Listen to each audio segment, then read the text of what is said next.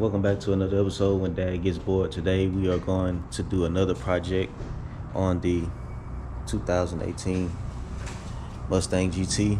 I'm going to be replacing both of my rear axles, CV axles today. So like, comment, subscribe, and share this video, and hope you enjoy it. Thank you.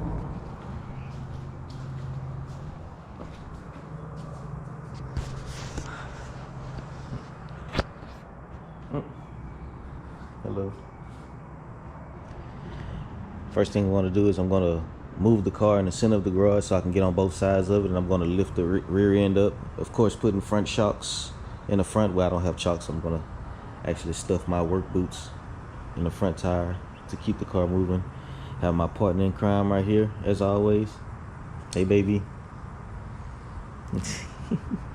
And my buddy Connor is going to come help me out, give me a hand. This is both of our first time doing it, so we're going to learn together. All right, got the car all jacked up. For to go ahead and take the wheels off. Got my buddy Connor here. I'm going to go ahead and knock it out. All right, we got the wheel off. The next thing we're going to do, we're going to get this off, the axle nut off. Then we're going to take our ABS lines and our brake lines off, and then these are some of the tools you're going to need. I'm using a breaker bar with a 32 millimeter. Have a 21 millimeter socket,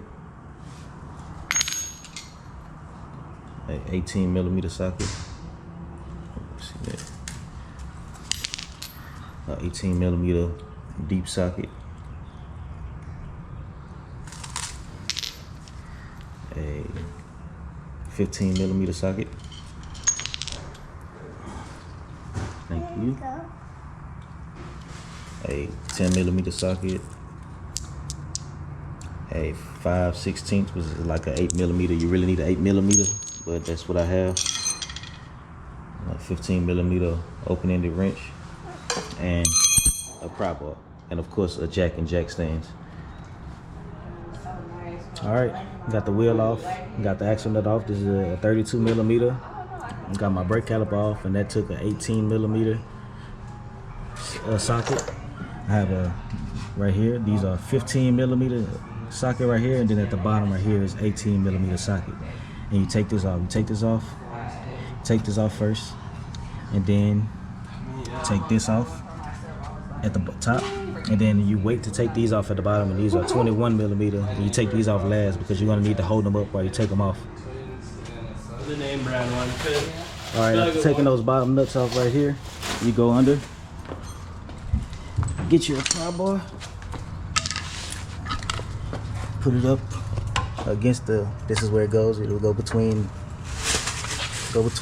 there, the rear axle, and then you press it up against this nipple right here, and just pop it out, and it should come out. And then you just feed it through and pull it out, and then feed it through there, and just pull it out.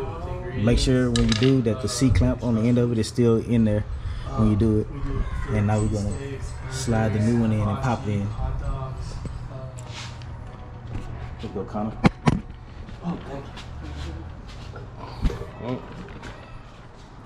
All right, as you can see, we got everything buttoned up and going. Now it's time to take it out for a test drive and see if there's a difference. Well, I don't know if you can see me. I just came back from the test drive on the car. There we go. Just came back from test driving the car after putting the axles on. It definitely does feel like it's a little quieter, but the metal on metal,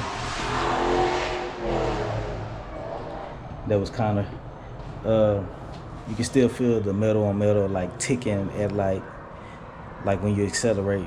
So I still have to figure out what that is.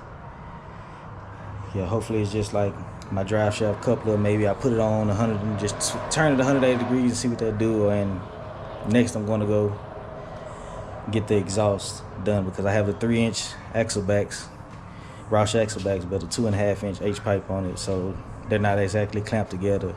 I know that sounds obvious, but I've had the car for a year like that, and it didn't make the noise before, and all of a sudden it is. So I'm gonna go get that checked out next week. Thanks for tuning in, and thank you for checking out the video.